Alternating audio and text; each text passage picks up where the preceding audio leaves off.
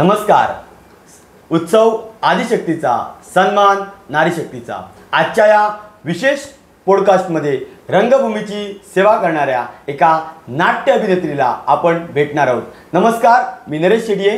आणि नमस्कार, मी केशव नाचवणीकर. क्लिअर कर या यूट्यूब चॅनलवर आम्ही तुमचं स्वागत करतो. 1000 पेक्षा जास्त ज्यांनी प्रयोग केले, मत्स्यगंधा, एकच प्याला, तो मी नव्हेच अशी अनेक नाटकं केली आणि ज्यांच्या जीवनात लग्नानंतरचा हा प्रवास टर्निंग पॉईंट कसा ठरला आणि त्यांनी आपल्या जीवनात कशा प्रकारे या रंगभूमीची सेवा केली, तो प्रवास आज आपण उलगडणार आहोत. आज आपल्यासमोर आहे सौभाग्यवती गीताली मातोडकर मॅडम. नमस्कार मॅडम. अगदी पॉडकास्टच्या सुरुवातीला आमचा पहिलाच प्रश्न की तुमचं बालपण कसं गेलं आणि तुमच्या आसपासच्या ज्या महिला होत्या, ज्या आई असेल, तुमची बहीण असेल किंवा आजी असेल, यांचा तुमच्या आयुष्यावर कसा परिणाम झाला आणि त्यानंतर तुमचा प्रवास, म्हणजे सुरुवातीच्या गोष्टी ऐकायला आम्हाला आवडतील. सगळ्यात अगोदर मी आधी तुम्हा दोघांचे आभारी आहे की तुम्ही माझं नाव या तुमच्या क्लिअर कटसाठी सजेस्ट केलात, त्याबद्दल मी अगोदर तुमचे आभार व्यक्त करते. आता तुम्ही जो प्रश्न विचारलात, तर सगळ्यात लहानपणी आधी मुळात माझी आजी हेच व्यक्तिमत्व तुम्हाला खरं सांगायचं तर ती सामाजिक कार्यात किंवा राजकीय गोष्टीत, त्याच्यानंतर भजनं म्हणा, आमची कलावती आई आहेत, त्यांच्या भजनाला वगैरे आजी वगैरे जायची, पुढे बसून सेवा करायची, रांगोळी काढण्यापासून सगळं. आणि तिने लहानपणापासून मला सोबतीला ती मंदिरात घेऊन जाऊन ते रांगोळी, झाडू मारणे, रांगोळी काढणे, सेवा करणे, ह्या सगळ्या गोष्टी शिकवल्या. त्यानंतर पुढे बसून मला भजन कसं करायचं.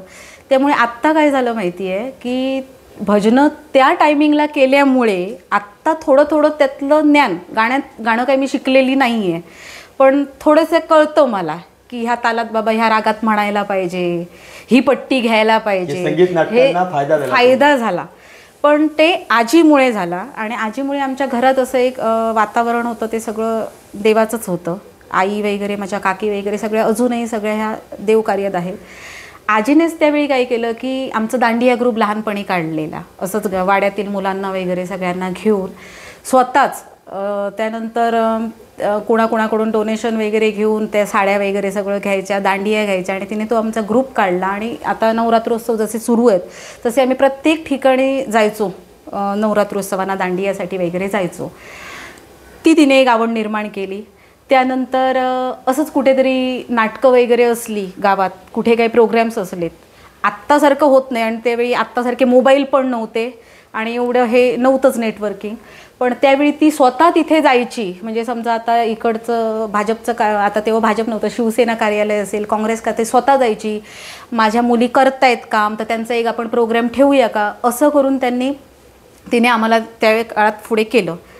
पण लहानपण सांगायचं तर सगळं असं भक्तिमय कार्यात आणि मजेत गेलेलं आहे, आनंदात गेलेलं आहे. आणि लहानपणी कसं झालं की माझे जे काका आहेत, आता ते गेल्या वर्षीच हे एक्सपायर झाले, सुप्रसिद्ध आंतरराष्ट्रीय ख्यातीचे रांगोळीकार जे गुणवंत मांजरेकर आहेत, ते माझे काका. तर त्यांचं इथे एक बंगला आहे, रांगोळी बंगला म्हणून. तर त्यावेळी तिथे टुरिस्ट लोक यायची, म्हणजे जेवणासाठी वगैरे तिथेच असायचे. माझी आजी, आई वगैरे सगळी, काकी वगैरे तिकडे सगळं जेवणासाठी वगैरे जायचे, आम्ही पण जायचो मदतीला.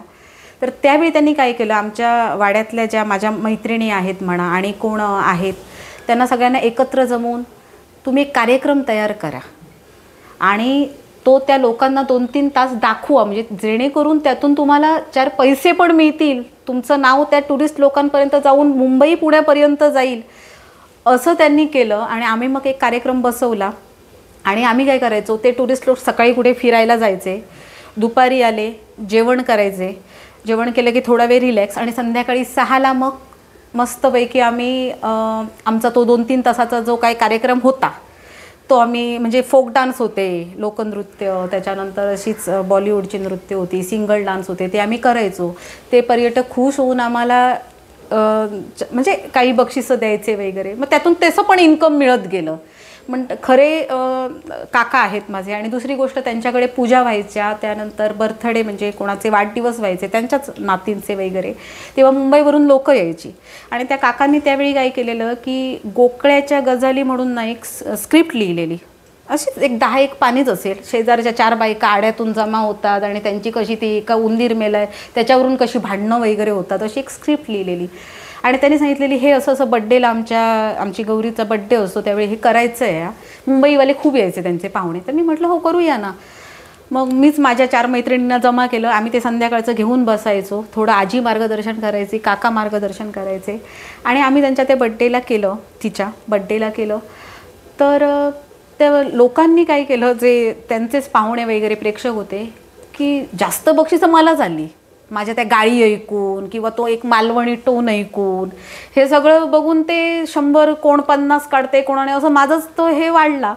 मग मला वाटलं हां कुठेतरी माझ्यात हे आहे, बाळाचे पाय पाळण्यात दिसतंय. ॲक्च्युली ते फील्ड माझं नव्हे, ते फील्ड नाटक क्षेत्र हे माझं फील्ड नव्हे, माझं फील्ड हे डान्स.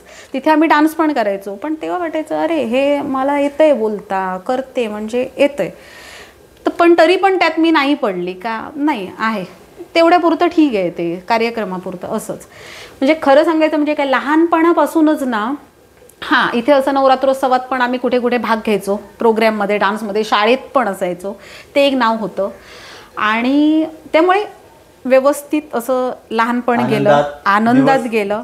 पण आजी आणि जे आमचे गुणवंत मांजरेकर कैलासवासी स्वर्गीय काका आहेत, त्यांचं लहानपणी म्हणाल तर खरं मार्गदर्शक हे तेच आहेत. हे अजून पण मी लहानपणी त्यांचं दोघांचं नाव घेऊ शकेन. खूप छान मॅडम, खूप छान तुमचा प्रवास चाललेला असतो. आणि अशाच प्रवासात एक स्त्रीच्या आयुष्यात खूप मोठा टप्पा येतो, तो म्हणजे तिचं लग्न. आणि लग्नानंतर स्त्रीचं आयुष्य खऱ्या अर्थाने बदलत जातं. आणि बऱ्याच वेळा मॅडम असं बोललं जातं की लग्नानंतर ना जे मिस्टर आहेत ते अलाउड करत नाहीत, नाटक वगैरे या गोष्टींना अलाउड करत नाहीत. सध्या बऱ्याच बंदच होतात. तर मॅडम जी तुमच्यात कला होती त्याला तुमच्या मिस्टरांनी कसा पाठिंबा दिला, तो मॅडम आम्हाला ऐकायला आवडेल. हे मी तुम्हाला लहानपणाचं सांगितलं. त्यानंतर कॉलेज जीवनात आलो. तिथे निर्मिती ग्रुप, ज्यात अमृत काणेकर, पंकज शिरसाट आणि बरेच आहेत माझे सवंगडी मित्रमैत्रिणी. आमचा एक ग्रुप होता. आम्ही लोकनृत्य स्पर्धा, ग्रुप डान्स स्पर्धा कुठे कुठे जाऊन करायचो. पारितोषिकं घेऊन यायचो, कुठे कुठे नंबर नाही यायचे. पण कसं होतं माहिती आहे, एक खूप मजा होती तेव्हा. कॉलेज जीवनातला तो ग्रुप म्हणजे एक मजा. तर काय करायचो की तेव्हा असंच आम्ही डान्स पिन्समध्ये भाग घेतला. नंतर आमचं आलं ते कॉलेज जीवनात कसं झालं की आमचा निर्मिती ग्रुप होता. त्याचे मेन आमचं पंकज शिरसाट, अमृत काणेकर वगैरे होते. आम्ही जिल्ह्यात अनेक ठिकाणी ग्रुप डान्स स्पर्धेसाठी वगैरे जायचो. त्यात आमचे आणि सवंगडी म्हणजे पेटीसाठी वगैरे दीप्तेश मेस्त्री, आत्ता जो स्वतः बुवा आहेत ते अलंकार, ते असायचे. त्यानंतर नीलम गोठणकर, अमित रगजी, ही सगळी आमचे तेव्हा क्लासमेट होते. आमचा ग्रुप होता आणि आम्ही जिल्ह्यात वेगवेगळ्या ठिकाणी जाऊन ही बक्षिसं मिळवायचो वगैरे.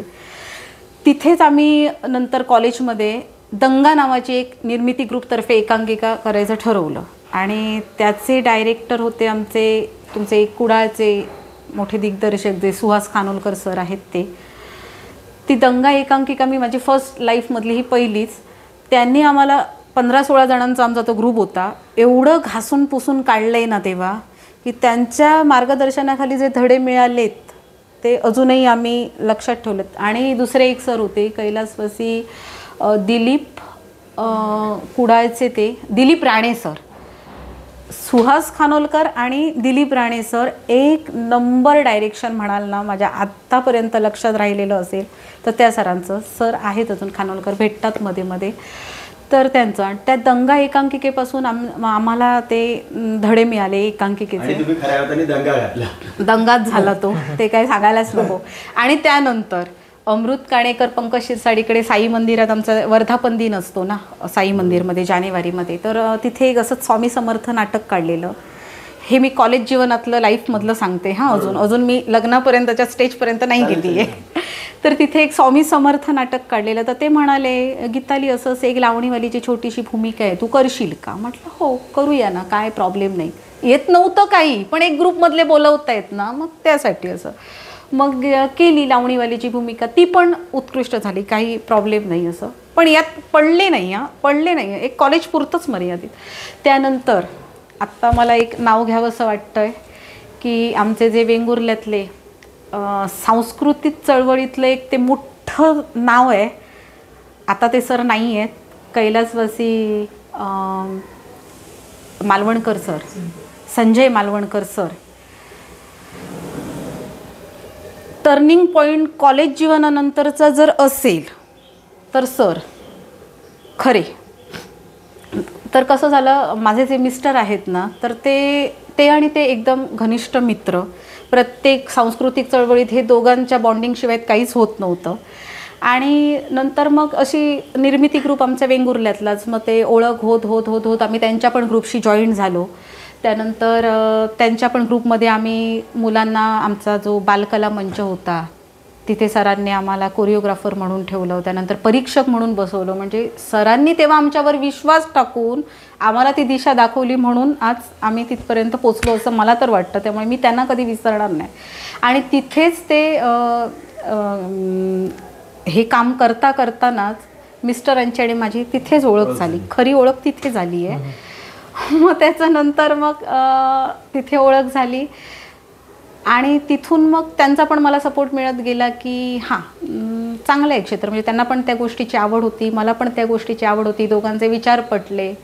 आणि नंतर लग्न झालं आणि आता तुम्ही जो प्रश्न विचारलात की कसा काय सपोर्ट मिळत गेला, तर मी विचार करत होते की नको लग्नानंतर ही नाटकं वगैरे थोडंसं कमीच करूया, बरोबर नाही ना, म्हणजे घरी कसं काय म्हणतील.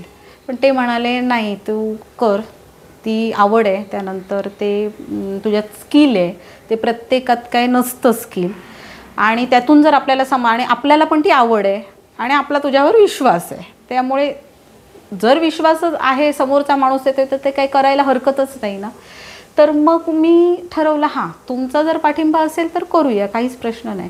मग त्यांचा पाठिंबा आहे आणि अजूनही पाठिंबा आहे, कारण आजही ते कुठेही नाटक असलं तरी मला रात्री न्यायला तिथे त्या जागेवर, मग ते कितीही लांब असू दे नाटक, तिथे न्यायला येतात, सोडायला येतात.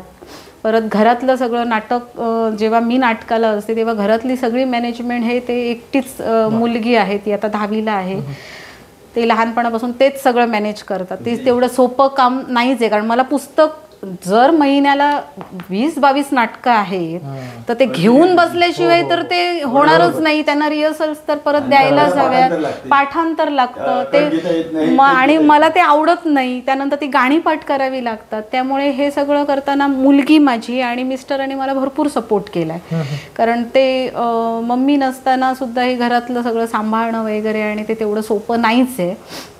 त्यामुळे मी असं म्हणेन की त्या दोघांच्याच ह्या हेल्पमुळेच मी हे पुढे जाऊ शकली आहे, नाही तर ते तेवढं सोपं नव्हतं. असं छान वाटते मॅडम, तुमच्या मिस्टरांचा तुम्हाला भरपूर सपोर्ट होता, पण तुम्हीच कुठेतरी म्हणत होता की आपण थोडं आता थांबायला. हो मॅडम, अचानक पुन्हा जसं अवकाशात यान झेपावं तसं तुम्ही कसं झेपावलात ते आम्हाला मॅडम ऐकायला आता आवडेल. आता खरी सुरुवात तर सांगू ना, तर कसं आहे की माझ्या मिस्टरांची 2012मध्ये तरुण भारत पणजिम येथे सब एडिटर म्हणून बदली झाली. मग त्या निमित्ताने आम्ही दोघं पण गोव्याला शिफ्ट झालो 2012मध्ये. तिथे रूम घेतली, तिथे आम्ही दोघं राहायचो. मुलगी आमची आईकडे राहायची इथे वेंगुर्ल्याला. आणि कसं झालं की आम्ही कुठे असे बाजारात जायचो म्हणा किंवा आणि कुठेतरी जायचो, तर वाटेत बोर्ड्स दिसायचे, नाटकांचे बोर्ड्स दिसत आहेत. तिथे काय कोण आम्हाला दोघांना ओळखत नाही आहे, मी कोण ओळखत नाही, इथेच कुठेतरी 4-5 नाटकं केलेली आणि गोव्यात गेलो आहे, कोण कोणाला ओळखत नाही आहे. आणि बोर्ड्स दिसायचे नाटकाचे चालू लावलेले आहेत ते. तर मी म्हणायचे अरे ही आमच्या मालवणच्या नटी इथे नाटक आहे, ते अमुक ठिकाणी ती सावंतवाडीची दिसते, अरे ही इथे इतकी नाटकं होतात. आणि मी यांना म्हणायचे की अरे बापरे गोव्यात ही एवढी नाटकं होतात आणि आपल्याला काही माहितीच नाही, पण आपल्याला कोण घेतंय, आम्हाला कोण ओळखतच नाही ना, त्यामुळे काही विषयच नाही आहे ते. असं आमचं चाललेलं. 2012 गोव्यात असंच गेलो, माझं घरातच बसून गेलं, हे कामाला मी घरी, असंच कुठला जॉब नाही, काहीच नाही. 2013मध्ये कसं झालं की नोव्हेंबर महिन्यामध्ये असंच नोव्हेंबर डिसेंबर जत्रेपासून नाटकं सुरू होतात. नारायण देव हर्मलमध्ये एक नाटक होतं दीप तुझ्या वंशाचा म्हणून. तर तिथे कोण त्यांची लेडीज जी ठरलेली होती, मुख्य लेडीज ठरलेली, तिने काहीतरी असं 4 दिवसांपूर्वी सांगितलं की आपल्याला शक्य होणार नाही आहे, तुम्ही कोणतरी दुसरी लेडीज ॲडजस्ट करा. तर तिथलेच एक कोणतरी फ्रेंड्स होते, ते मिस्टरच्याच ऑफिसमध्ये होते.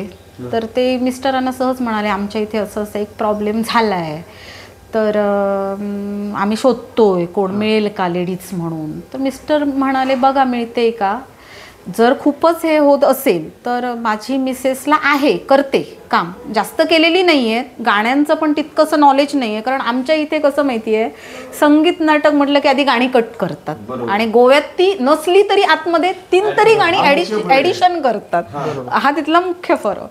त्यामुळे तिला काय तेवढंसं हे नाही आहे नॉलेज. पण तुम्ही जर बघा आधी तुम्हाला कोण भेटतंय तर करणार असेल तर करूया मग असं विचारतो. तर तो म्हणाला बघ नवीनच आहे ना तर विचारून बघ. मग ह्यांनी सहज मला फोन केला असं असं आहे. तर मी काय घरातच बसली आहे, करूया पाठांतर, रिकामीच आहे आणि पाठांतराची आवड एवढी नव्हती पण करूया, घेतली ना जबाबदारी.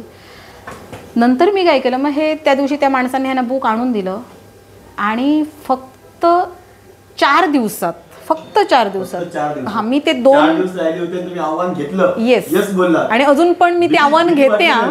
आता सुद्धा काल नाटक झालं ना ते 8 दिवसांवर घेतले, पण ते माझं झालेलं होतं. पण ते लेडीजने नाहीच म्हणून सांगितलं म्हणून मी अचानक गेली असं झालं. येस. तर 4 दिवसात मी ते बुक घेऊन बसली, व्यवस्थित तोंडपाठ केलं दिवस रात्र, कारण काम काही नव्हतं. आणि ते व्यवस्थित केलं आणि ते ह्यांना सांगितलं असं असं आहे, मी जाऊया रिहर्सलला. मग त्या लोकांना फोन केला, ते लोक म्हणाले या. त्यांनी माझी पहिलीच रिहर्सल बघितली आणि ते जरा शॉक झाले. ह्यांचंच कशात काहीच नव्हतं. आणि त्यानंतर पेटी मास्तरनी गाणी बसवली, झालं व्यवस्थित झालं सगळं. ते म्हणाले डन, काही प्रॉब्लेम नाही आहे, करूया आपण नाटक. त्यानंतर मग तिथे मी ते नाटक केलं, माझं चोख पाठांतर. पदं पण मी नवीन असून सुद्धा कैलासवासी प्रकाश कोरगावकर सर म्हणून मला पहिल्यांदाच भेटलेले, त्यांनी पण व्यवस्थित बसवून दिली. गोव्यात ते आधी एक चांगलं आहे की जे पेटी मास्तर जे असतात ते सांभाळून घेतात व्यवस्थित. पदं जरी तुम्हाला नॉलेज नसलं तरी पण ते व्यवस्थित सगळं बसवून घेतात. आता मला पण काही संगीत मी शिकलेली नाही काही नाही, पण जे शिवानंद सर आहेत, शिवानंद दाभोलकर सर, राजू बर्वे सर आहेत, महानंद कोठावळे सर आहेत, नाना असोलकर आहेत, सुनील आगरवाडेकर सर आहेत, हे जे सगळ्या सरांनी मला त्यावेळी म्हणजे मी नवीन असूनसुद्धा त्यांनी एक आत्मविश्वास दिला की नाही तू हे करू शकणार, आम्ही करून घेतोय ना, मग तू का टेन्शन घेतेस, असं आहे तुझ्याकडे ते नॉलेज आहे, कुठल्या पट्टीत काय म्हणायचं, तुला तालाचं नॉलेज आहे. तर मग म्हणजे त्या लोकांनी मला सांभाळून घेतले म्हणून पण मी आज इथपर्यंत आली आहे असं मी म्हणेन. ते गुरूंच्या स्थानी आहेत सगळे सर. तर सांगायची गोष्ट की मी ते नाटक तिकडे केलं बघा त्या रात्री. माझं पाठांतर वगैरे बघून, अभिनय माझ्यात मुळातच भरलेला आहे. म्हणजे मला असं सांगायचं की मी एखादी आता स्क्रिप्ट हातात घेतली ना की मला लगेच कळतं की याच्यात काय करायचं आहे, लोकांना काय द्यायचं आहे.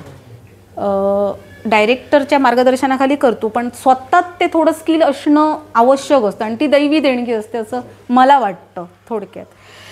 तर तिथे मी ते नाटक केल्यानंतर झालं, नाटक वगैरे संपलं. नाटक शेवटी चालू असताना 5-6 जण वेगवेगळ्या वाड्यावरचे, एक मांद्रेम, दुसरा पारसे, तिसरा कुठला तरी म्हापशातला, असे ते सगळेजण आले आणि मॅडम सुंदर केलात, हे केलात. मी म्हटलं नाही हो, मी नवीनच आहे इकडे. नाही तरी पण आम्ही बघितलं तुमचं पाठांतर, तर आमचं असं आता शिगम्यात नाटकं असणार, इथे ह्याला असणार, पाडव्याला नाटक असणार, तर तुम्ही कराल का? म्हटलं हो करते. चालेल. ह्यांना विचारलं, बोलले घे. तिथे मला 5-6 नाटकं आली एका दिवसात. ते एक नाटक केल्यावर मला 5-6 नाटकं आली आणि तो माझ्या जीवनातला नाट्य क्षेत्रातला टर्निंग पॉईंट म्हणाल तर तो ठरला. लाईफमधला माझा सगळ्यात मोठा टर्निंग पॉईंट तो. त्या नारायण देवाच्या आशीर्वादाने आजपर्यंत सुद्धा मी जिथून माझा तो ग्राफ चढत गेला बघा गोव्यातला, तो अजूनही तिथेच आहे. आणि तो देवाच्या आशीर्वादाने, रंगदेवतेच्या आशीर्वादाने जोपर्यंत चालतंय, म्हणजे जेव्हा समजेल की हां बाबा आत्ता हे कुठेतरी थांबवायला हवं तेव्हाच थांबेल, पण जोपर्यंत चालतंय ना तोपर्यंत मी ते चालवणार आहे, तिची सेवा करणार आहे. असं खूप छान मॅडम. खूपच छान मॅडम, कारण एकाच दिवशी तुम्हाला 4-5 नाटकं आली आणि त्यानंतर तुमचा एक मोठा प्रवास चालू झाला आणि त्यानंतर तुम्ही जी नाटकं करत गेलात त्यात अशी एखादी भूमिका जिथे तुम्ही तुमचं पर्सनॅलिटी आहे किंवा तुमचं जे व्यक्तिमत्व आहे त्या व्यक्तिमत्वाच्या पूर्ण विरुद्ध स्वतःला बदलून एखादी केलेली भूमिका, त्याबद्दल ऐकायला आवडेल. आता आणखी एक गोष्ट सांगायची राहिली आहे की तेव्हा मी जेव्हा लहान असताना किंवा कॉलेज जीवनात असताना तुमच्या तुळस गावामध्ये वगैरे जे कार्यक्रम म्हणजे नाटकं वगैरे करायची बघा, तर तिथून बाहेरून गोव्यातून लेडीज आणायचे. तर त्यात आमच्या स्वर्गवासी सम्राज्ञी ताई मराठे होत्या, त्यानंतर आपल्या इकडचे जया गोरे सर हे नाट्य काम करायचे. आणि आम्हीच्या तेव्हा ते सगळे ते जे सिनियर लोक होते त्यांचे सगळे मोठे रोल होते आणि आम्हाला तेव्हा लहान, म्हणजे गोरा कुंभारमध्ये जर ते ताई जर संताई करत असेल तर आम्ही कुठेतरी रुक्मिणी लास्टला येतो ते असंच.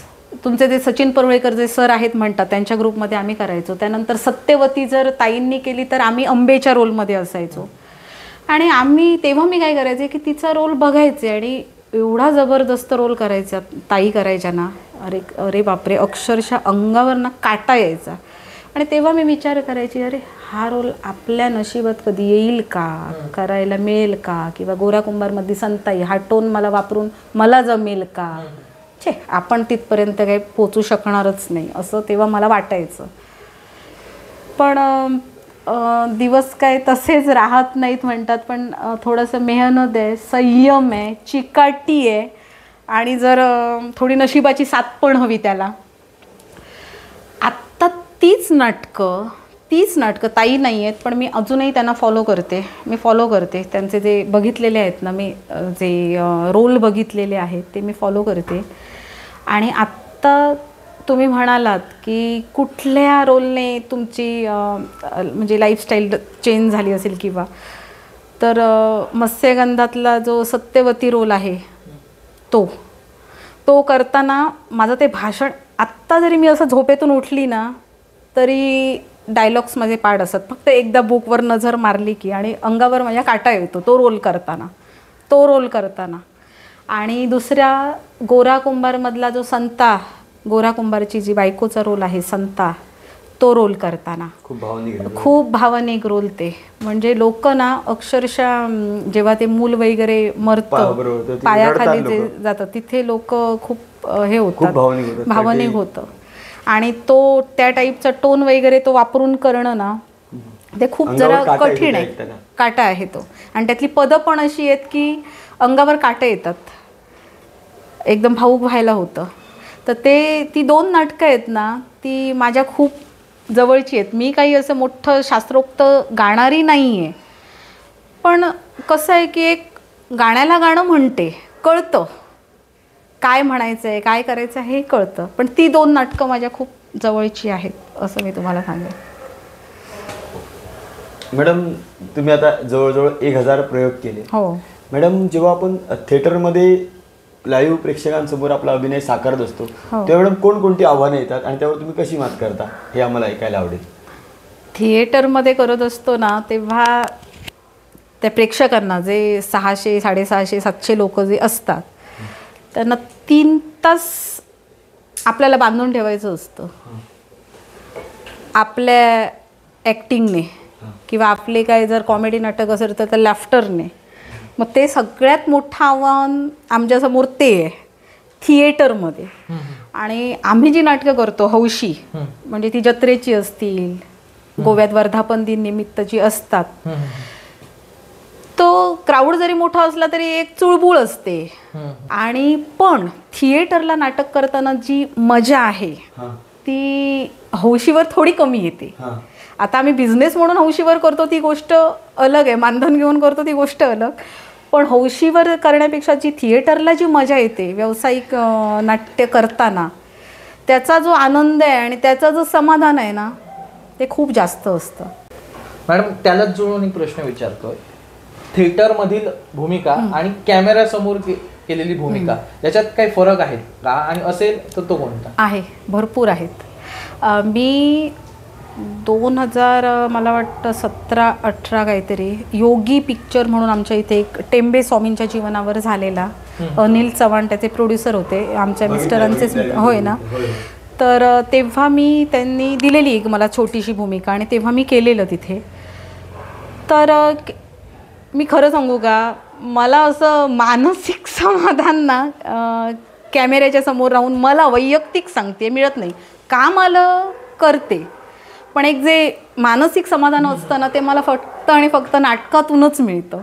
कारण नाटक हे असं आहे की त्याला वन्स मोर नसतो, रिटेक नसतो, काहीच नसतं. तुम्हाला जे काय दाखवायचं आहे ते त्या एका क्षणातच सगळं दाखवावं लागतं आणि कॅमेऱ्यासमोर ते आपण रिटेक घेऊन करत असतो. आणि तिथे जी तंद्री लागते ना, जी स्टेजला तंद्री लागते ती मला इथे लागत नाही. त्यामुळे थोडंसं मी हे, पण कधी जर चांगला रोल आला पुढे भावी आयुष्यात तर करेन, काही प्रॉब्लेम नाही. पण जास्तीत जास्त माझा ओढा आहे तो नाट्यक्षेत्राकडे आहे. असा आपण जेव्हा मॅडम नाटक करतो तेव्हा बऱ्याच वेळा आपण संवाद विसरतो. असं एखादं आहे. आणि त्याला लागून दुसरा प्रश्न विचारतो की मॅडम, संवाद विसरणं, टेक्निकल प्रॉब्लेम किंवा आणखी काही चुका या गोष्टी घडत असतात.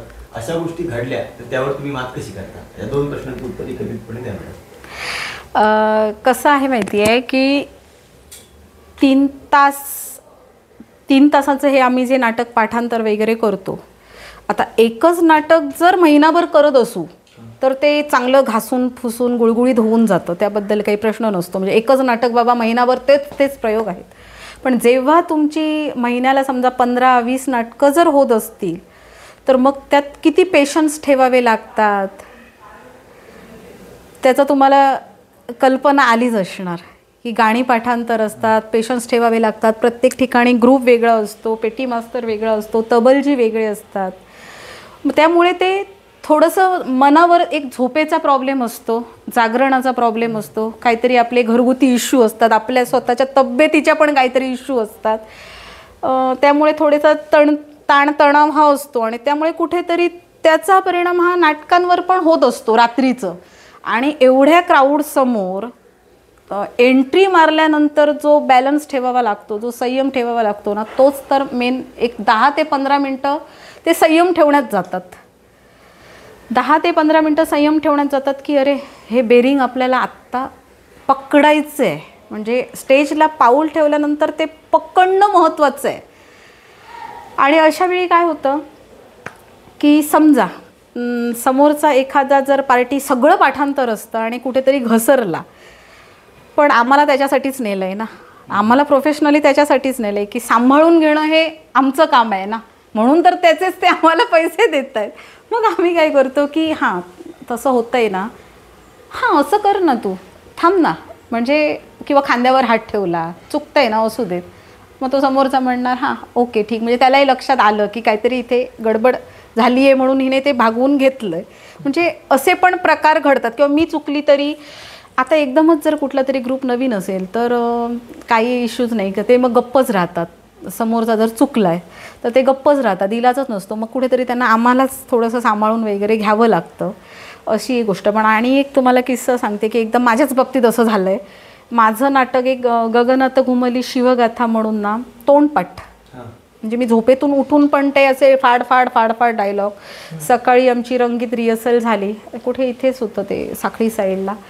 आणि एकदम म्हणजे तोंडपाठ, ते पार्टी तर म्हणते त्या ही तर आता रात्री फाडणारच आहे, खाऊनच टाकणार आहे, असं झालं. सकाळी वगैरे रिहर्सल संपली, दुपारी जेवण झालं, त्याच्यानंतर मी झोपी गेली वगैरे. संध्याकाळी उठून मेकअप वगैरे केला आणि स्टेजवर चढली. काय त्या लाईट्स फोकस तोंडावर बसले काय काय कळत नाहीत आणि माझं बेरिंग हललं. म्हणजे अहो काय बोलते तेच पहिल्या डायलॉगला कळेना मला, काहीतरी बोलली एवढं मला आठवतंय. ते लोक म्हणतात तरी ही तर आता सकाळी एवढी चांगली बोलत होती आणि आता असं. पण त्यांच्या पण लक्षात येतं कुठेतरी जागरणं असतात, कुठेतरी प्रेशर असतो, एक दडपण असतं एवढ्या क्राऊड समोर. म्हणून मी हल्ली काय केलंय की पहिलं ना बेरिंगच धरून जाते, तोच म्हणजे दुसरे काही विचारच आणत नाही मी मनात. स्टेजला चढताना ना एक बेरिंग पकडूनच जायचं, नाहीतर हल्लात झालंच सत्यानाश समजायला पाहिजे. तर मी पहिलं ते एक पद होतं, ते काय डायलॉग बोलली आणि काय पद म्हटलं तेच मला कळलं नाही. म्हणजे एवढी मी त्याच्यातच गेली. म्हणजे काय म्हटलं आणि मी खाली आली ना, आणि मी त्या लोकांना सांगते, ओ मी स्टेजवर गेली, काय लाईटचा फोकस बसल्यामुळे मी ती भाषण विसरली की काय कळलं नाही. नाही मॅडम तुम्ही 2 मिनटं बसा, पाणी प्या वगैरे असं. म्हणजे हे माझ्याच बाबतीत घडलं आहे.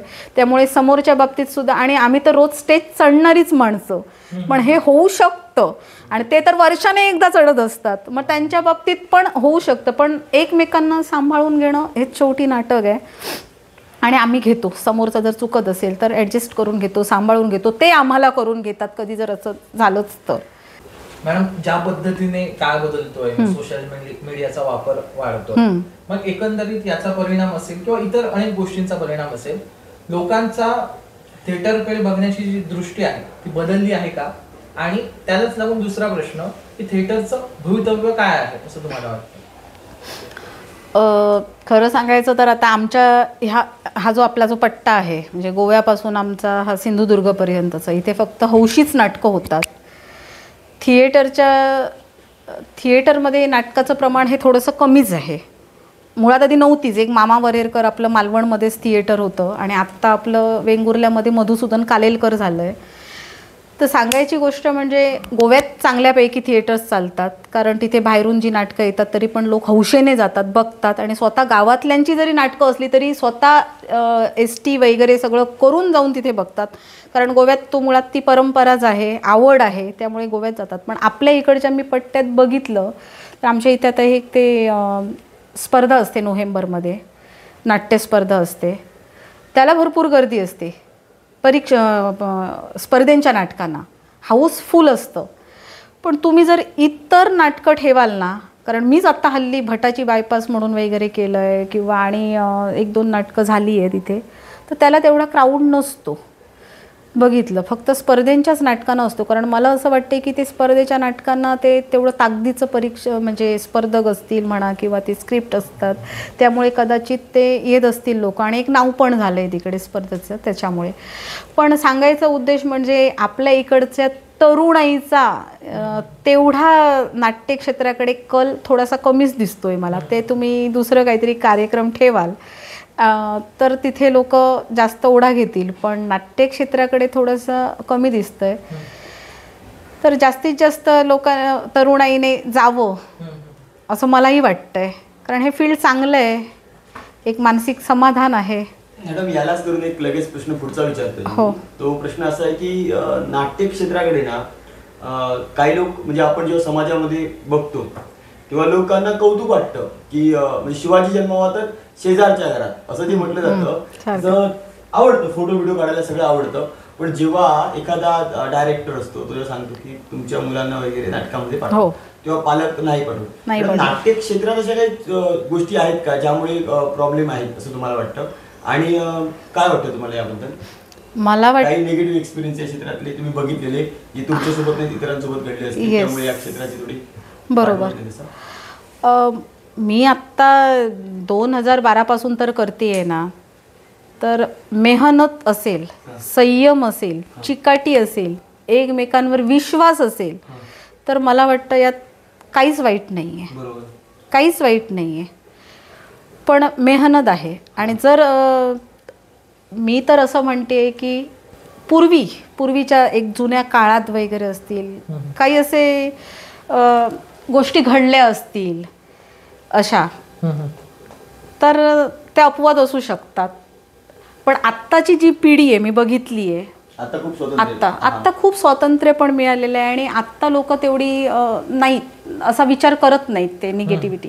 पण मी बघितलंय की आपल्या मुलांना पाठवत नाहीत, दुसऱ्याची तुम्ही म्हणताय तसं नावं दाखवतील की अमुकाच्या घरात अमुक करतोय, तो करतोय, पण स्वतःच्या मुलांना पाठवत नाही. कारण तुम्ही म्हणताय तसं एक नटीकडे पाहण्याचा थोडासा लुक, थोडासा चेंज असतोच ना लोकांचा. नटी म्हणजे त्या काळात ते प्रचलित थोडंसं नाव होतं, पण आता ती हे राहिलेली नाही. कारण त्या काळात कसं होतं, नटी लोक 4-4 दिवस 8-8 दिवस, फोन ही सेवा नसायचीच ना तेव्हा, महिनाभर जाऊन त्या ग्रुपमध्ये राहणं किंवा गाणी बसवणं, म्हणजे त्याच्याच तालमींना जावं लागायचं. दळणवळणाची साधनं पण काय नव्हती. आता कसं आहे, रिहर्सल असेल, गाडी घेऊन जा, लगेच या, आपलं काम केलं, घरी आलं, विषयच काही येत नाही आहे. त्यामुळे कसं झालं आहे की आता तो दृष्टिकोन राहिलेला नाहीये. आणि कसं आहे की खूप सोपं झालं. हो. कारण तुम्हीच बोललात की कसं जर आता तुम्ही बोललात की मी जाते नाटकाला, मिस्टर मला घेऊन जायला काही प्रॉब्लेम नाही. आदल्या काळात जी दळणवळणाची सोयी सुविधा नव्हती. हो, त्यामुळेच फोनची सुविधा नव्हती. मॅडम, आतापर्यंत तुम्ही अनेक नाटक केली, त्यातील एखादा डायलॉग किंवा एखादं पात्र ऐकायला आम्हाला आवडेल. सगळ्यात जर माझं आवडतं पात्र कुठलं असेल, नाटकं भरपूर झाली आहेत, पण सगळ्यात आवडतं पात्र मत्स्यगंधामधील सत्यवती. तो रोल अजूनही करताना माझ्या अंगावर काटा येतो. रोल प्ले करत असताना डोळ्यातून अश्रू ओघळत असतात आणि तेवढ्याच ताकदीने मी तो करते. आणि मी तो सम्राज्ञीताई, मी तुम्हाला जसं सांगितलं स्वर्गीय, त्यांचा तो बघून फॉलो केलेला आहे. त्या जशा रोल करायचा, त्यांचे डायलॉग उच्चारणं. आणि खरं सांगायचं तर मी आता गोव्यात ते नाटक केलंय भरपूर वेळा. चांगल्या डायरेक्टर लोकांनी म्हणा किंवा आणि चांगल्या लोकांनी मला स्वतः पर्सनली सांगितलं की गीताली, काही असू दे, पण तुझं ते नाटक बघितलं आणि आम्हाला सम्राज्ञीताईंची आठवण झाली. बस माझ्यासाठी हे त्यांचे 2 शब्दच खूप झाले. म्हणजे मला मिळालं तिथे, मला मानधन नको आणि काहीच नको. म्हणजे 5,000 जर मानधन असेल तर मला ते 50 लाखाचं बक्षीस मिळाल्यासारखं तेव्हाच वाटलं. बस, आणि कसलीच अपेक्षा नाही. तर सांगायची गोष्टी, तो जो रोल आहे सत्यवतीचा, तो मला खूप आवडतो. त्या रोलमध्ये मी खूप भावूक होते. आणि जास्त भावूक मला तेव्हा व्हायला होतं की सत्यवती ही एका कोळ्याची मुलगी आहे, कोळ्याची. आणि एकदा पराशर ऋषी त्यांच्याकडे येतात. त्यांना हिमालयात जायचा रस्ता शोधण्यासाठी येतात ते. आणि विचारतात असं मला हिमालयात जायचं आहे, तर ही नौका मला पार करून जायची आहे, समुद्र पार करून जायचं आहे, तर कसं काय. तर ती जी सत्यवती आहे, ती कोळ्याची मुलगी, नौका वल्लवणारी आहे, ती सांगते, महाराज मी तुम्हाला त्यापर्यंत पोचवू शकेन म्हणून. तर ते सांगतात चालेल. पण असं हे चालत असतानाच त्यांच्यात थोडेसे प्रेमाचे बंध जुळले जातात. त्यातून नाही म्हटलं तरी थोडंसं संबंध होतात. आणि नंतर ते संबंध झाल्यानंतर पराशर ऋषींना नंतर एकदम असं आठवतं की नाही, आपला हा मार्ग चुकलेला आहे, मला हिमालयात तपश्चर्येसाठी जायचं आहे आणि मी इथेच कुठे अडकलोय. म्हणून ते नंतर सत्यवतीला सांगतात की, अशी त्यांना अनुभूती आल्यावर ते सत्यवतीला सांगतात की सत्यवती, मी एवढे दिवस प्रेमाच्या ह्याच्यात पडलो होतो, पण मला आता असं जाणवतंय की माझा मार्ग हा नव्हे, मला हिमालयात तपश्चर्येसाठी जायचं आहे. तर सत्यवती खूप त्यांची मनोधरणी करते की नाही महाराज, मी तुमच्या संगे हिमालयात येते, पण तुम्ही थांबा, मी तुम्हाला स्पर्श करणार नाही, तुमची लांबूनच सेवा करीन, पण तुम्ही मला सोडून जाऊ नका. सहवासात मी माझा कुमारिकेचा धर्म देखील सोडलेला आहे, मग आता तुम्ही जर मला सोडून जाणार तर ते कसं होईल. तरी पण पराशर ऋषी ऐकत नाही. ते म्हणतात मला गेलंच पाहिजे. तर तो जो प्रसंग आहे तो थोडासा मी करून दाखवते. म्हणजे पराशरचे डायलॉग नाही घेत, पण मी माझे सत्यवतीचे डायलॉग्स बोलून दाखवते. तर सांगायचं म्हणजे पराशरला ती म्हणते की महाराज, आपल्या साधनेच्या आधी सत्यवती येईल असं का आपण मानता. मी आपल्या संगे हिमालयात येईन आणि दुरूनच आपली सेवा करण्यात देखील धन्यता मानेन. नको नको महाराज, मला काही नको, मला फक्त तुम्ही हवे आहात. तुमच्याशिवाय तुमचं तपोधन घेऊन मी काय करू. मी पाया पडते, आपली प्रार्थना करते. महाराज, माझं सर्वस्व हिरावून मला अशी पांगळी करून जाऊ नका.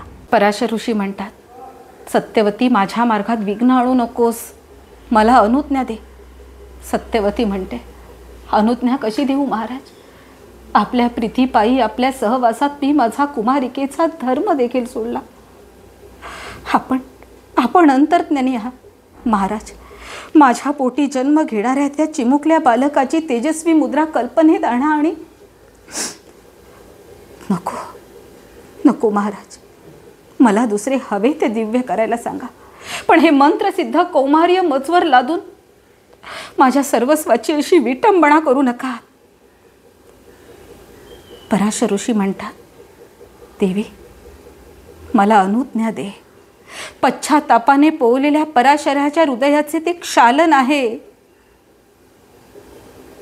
सत्यवती म्हणते, दिलेले वचन मोडून आपण माझी फसवणूक केली, घाव घालून मला पुरती घायाळ केली, आणि आता अनुज्ञा कशासाठी मागता? इशारा होय दिला होता. मोठ्या हुशारीनं वेळीच आपण मला तो इशारा दिला, आणि त्याचा उच्चार देखील धोरणीपणानं नेमका वेळीच केला. तर मग तुमच्या प्रीतीवर विश्वासानं मान ठेवणारी ही सत्यवती भोळीच नव्हे तर वेडी देखील होती म्हणायची. महाराज, मी मनोभावे आपली भक्ती केली, आपल्यात विश्व पाहिले, सर्वांगाने आपणाशी एकरूप झाले. मग आपण माझी अशी क्रूर पारत का केली? का? पंचप्राणांपेक्षाही ज्याचं मोल सत्यवतीने अधिक मानलं ते तर आपण चुरगळून टाकलं. अवघ्या जगण्याचंच निर्माल्य झालं. आणि आता कोणता नाश व्हायचा बाकी उरलाय माझा? त्यापेक्षा मृत्यूचा एकच वर देऊन आपण माझी या जिड्यातून सुटका का नाही करत? का? कालांतराने मी विसरेन. होय, आपल्याकडे पाहून वाटतंय कदाचित हे सुंदर स्वप्न मी देखील विसरेन. मग बाकी काय उरेल? मृत झालेलं मन, आणि त्या मेलेल्या मनात केवळ पुरुषी शहाणपणाचे सौदे. देवा हे शहाणपणाचे सौदे, हाच काया प्रसन्न जीवनाचा अर्थ, हीच काया साऱ्या सुंदर जीवनाची फलश्रुती. पराशर म्हणतो, देवी मला क्षमा कर. एका अपराध छल्ल्याचे फार मोठे ओझे शिरावर घेऊन मला इथून जायचे. त्याची काही गरज नाही पराशर.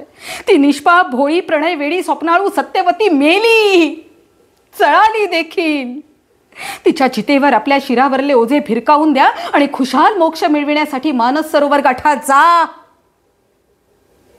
तुम्हाला माझी अनुज्ञा आहे. पराशर ऋषी शेवटी जाताना सांगून जातो, ईश्वर तुझे कल्याण करो. ईश्वर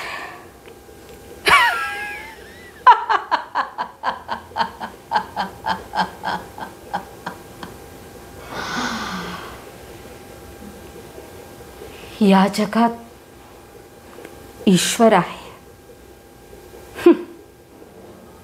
आणि ईश्वर असला तर या सत्यवतीचे कल्याण करण्याची त्याला काहीच जरुरी नाही. माझी मी समर्थ आहे.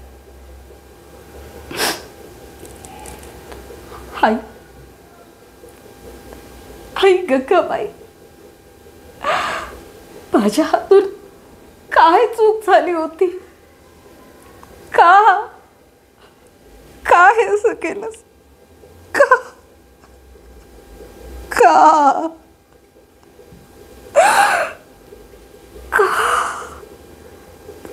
प्रचंड भावनिक करणारा मॅडम, पॉडकास्टच्या शेवटी आपण बोलताना प्रचंड भावनिक झालो. आणि महिलांचा त्याग, महिलांना गृहीत धरणं जाणं, जे आज देखील जसं पराशराने सत्यवतीला गृहीत धरलं की मला जायचंय, तू आता मला अनुज्ञा दे आणि ईश्वर तुझं कल्याण करू. आज देखील समाजामध्ये मॅडम तेच प्रसंग घडतायत, तेच पराशर ऋषी आणि ते सगळे डोळ्यासमोर येत आहेत, तेच डोळ्यासमोर येत आहेत, आणि ते मग आपल्याकडून व्यक्त होत आहेत. या पॉडकास्टमध्ये बघत असताना प्रेक्षकांना देखील असेच प्रसंग आठवले. आणि अशी भरपूर नाटकं आहेत, सामाजिक म्हणा, पौराणिक म्हणा, ऐतिहासिक म्हणा, की ते आपल्या दैनंदिन लाईफमध्ये ते घडत असतात, आणि तेच त्या नाटकातून कुठेतरी आपण प्रेक्षकांपर्यंत पोहोचवत असतो. थिएटर डायरेक्ट प्रेक्षकाला भावतं. माणूस प्रेक्षक थिएटर मधल्या समोरच्या आणि तसा जर कलाकार असेल ते आतून सगळं देणारा, तर ते प्रेक्षकांना भावतच. कारण प्रेक्षक स्वतःला बघत असतो Yes. समोरच्या पात्रामध्ये. खूप छान मॅडम म्हटलं. मॅडम या खूप छान मुलाखत चालली. अजून देखील मुलाखत आपण बरेच किस्से मॅडम तुमच्याकडनं ऐकण्यासारखे आहेत. हो. एखाद्या मॅडम वेळ करून आपण पुन्हा एकदा नक्कीच. या सगळ्या पात्रांबद्दल आपण एक हो, खास मुलाखत घेऊ, ज्यामध्ये वेगवेगळी पात्र आणि कसं काय होतं आता ऐकतं तसं मॅडम आपण नक्कीच करू. आता मॅडम आपण ही जी सिरीज घेतोय ती नवरात्री निमित्त देवीच्या उत्सवासाठी घेतोय. तर देवी म्हणजे प्रत्येक स्त्री ही देवीचं अंश आहे. आपली आई असेल, आपली बहीण असेल, आपली बायको असेल, आपली मैत्रीण असेल, आपल्या प्रत्येक मदत करणारी प्रत्येक स्त्री, तिच्याकडची ती भावनिकता. मॅडम या सर्व महिलांना या क्षणी आजच्या दिवशी तुम्ही काय संदेश देऊ इच्छिता हे सांगा मला. एकच सांगायचं आहे महिलांना की कुठलंही काम हे लहान किंवा मोठं नाही आहे. कुठलंही फील्ड असू दे, कुठलाही आपला व्यवसाय असू दे, की त्यात आपण जे काही काम करतोय ना ते मनापासून करा. त्याग, मेहनत, चिकाटी, संयम आणि त्याचबरोबर आपल्या घरातल्या माणसांचा विश्वास हे सगळं सांभाळून करा की तुमचा हात धरणारा मग कोणीच नाही आहे. मी माझ्यावरून स्वतःवरून अनुभव सांगते की मी काहीच नव्हती, शून्यातूनच होते, पण मिस्टरांचं एक पाठिंबा मिळाला आणि आज नाट्य क्षेत्रात नाव मोठं आहे. तसंच तुम्ही पण कुठल्याही जरी फील्डमध्ये काम करत असाल तरी ते विश्वासाने करा आणि आपलं नाव लौकिक असाच वाढवा असं मला वाटतं. एवढंच सांगते आणि शुभेच्छा. आता आपण रॅपिड फायर हा राऊंड चालू करतोय. त्याच्यामध्ये मी तुम्हाला एक प्रश्न विचारेन, त्याचे 4 ऑप्शन देईन. जो तुम्हाला योग्य वाटतं ते तुम्हाला सांगायचं आहे. ड्रीम रोल जो अजून तुम्ही केला नाही पण नक्की करायचा आहे. ऐतिहासिक भूमिका, कॉमेडी रोल, खलनायिका, प्रेम, आई किंवा सखी. की चारही ऑलरेडी केलेले आहेत. मग केलेले आहेत. करायला आवडेल मोठ्या पडद्यावर आपल्याला जर करायला भेटलं तर मॅडम यापैकी कुठला रोल आवडेल तुम्हाला करायला? खलनायिका. स्टेजवर झालेला सर्वात मजेदार किंवा लाजिरवाणा किस्सा, संवाद विसरणं, प्रॉप्स पडणे, चुकीचा प्रवेश, प्रेक्षकांचा अनपेक्षित प्रतिसाद. चुकीचा प्रवेश असं झालं झालेला आहे. स्वतः गेलाय मॅडम? नाही, मी नाही स्वतः केला, पण दुसऱ्यांनी केला, पण आपल्याला भोगावा लागतो. मग तिकडे मी आत गेली आणि परत यावं लागलंय आणि मी ग्रीन रूम मध्ये गेली आहे चेंजिंगला आणि ते माझी वाट बघतायत, पण चूक त्यांची. असं आणखी एखादा प्रश्न? हा, पुढचा प्रश्न. अभिनयाशिवाय दुसरं काही केलं असतं तर ते काय असतं? शिक्षिका, वकिली, गायिका, उद्योजिका. माझं डान्स फील्ड होतं, ओके, त्यामुळे याच्यातलं यातलं काहीच एकही नाही आणि अजूनही मला त्यात आवड आहे. हा. मॅडम सगळ्यात समाधान तुम्हाला स्टेजवर परफॉर्मन्स केल्यानंतर काय देतं? एक म्हणजे मॅडम फक्त टाळ्या वाजतात, त्या सीन तुमचा परफेक्ट झाला, दिग्दर्शकाने तुमचं कौतुक केलं किंवा तुमचं ते नाटक बघून आणखी कोणतरी पुढच्या नाटकाची ऑफर दिली, त्यातील सगळ्यात आनंददायी काय वाटतं मॅडम? जेव्हा लोक येऊन सांगतात ना मला, यातलं चारहीतलं ते नाहीये, बरोबर, लोक येऊन सांगतात की रोल अप्रतिम झाला, भन्नाट झाला, किंवा तुम्ही आलात तेच 6-4च मारून गेलात, ते जे ते ज्या कमेंट्स असतात आणि ते जे समाधान असतं ते खूप छान वाटतं. मॅडम एका शब्दात नाटक म्हणजे तुमच्यासाठी काय? आयुष्य, श्वास, साधना, स्वप्न? माझ्यासाठी ते साधन आहे आता सध्या. आणि मॅडम एक शेवटचा प्रश्न विचारतो. 3 शब्दात जर तुम्हाला वर्णन करायचं झालं तर तुम्ही काय कराल? मेहनती, संवेदनशील, हट्टी, क्रिएटिव्ह, प्रामाणिक, शांत, ऊर्जावान, हसतमुख, हटके, किंवा या तिघांचं कॉम्बिनेशन करून सांगितलं तरी चालेल. 3 शब्द स्वतःबद्दल सांगा. मेहनती 1, संयमी आहे. संयमी 2, आणि काय तिसरं म्हणाला तुम्ही? हट्टी, संवेदनशील, प्रामाणिक, हट्टी आहे, पण क्रिएटिव्ह पण आहेत. 4 होतात. 4 होतात. आणि हसतमुख पण आहात मॅडम. हसतमुख आता सगळ्यांच्या समोर राहावं लागतं. हसतमुख एरवी नसतो. याच लाफ्टरवर आजची ही मुलाखत आपण इथं थांबूया. खूप छान वाटलं. आपण आज होतो सौभाग्यवती गीताली महेंद्र मातोंडकर मॅडमसोबत. मॅडम खूप छान वाटलं. तुम्ही सत्यवतीचं जे प्रसंग इथं सादर केला मॅडम, खूप आम्ही तेव्हा भावनिक झालो, आमचे प्रेक्षकही भावनिक होतील. नक्की. पुढच्या पॉडकास्टमध्ये आपण भेटू हो. अशीच एखादी हटके कहाणी घेऊन. आणि मॅडम तुमची पुन्हा एकदा फक्त त्यातली जी पात्र आहेत, विशेषतः स्त्री पात्र जे तुम्ही साकारता, त्यातनं पण बरंच काही शिकता येईल. जसं की आता सत्यवतीचं पात्र आहे, तर ते घेऊन आपण भेटू. तर क्लिअर कट या चॅनलला तुम्ही सबस्क्राईब केलं नसेल तर लगेच सबस्क्राईब करा आणि हा व्हिडिओ जास्तीत जास्त लोकांपर्यंत शेअर करा. तर उद्या देखील एका नवीन क्षेत्रातील एक नवी कहाणी घेऊन आपण भेटणार आहोत. तोपर्यंत धन्यवाद.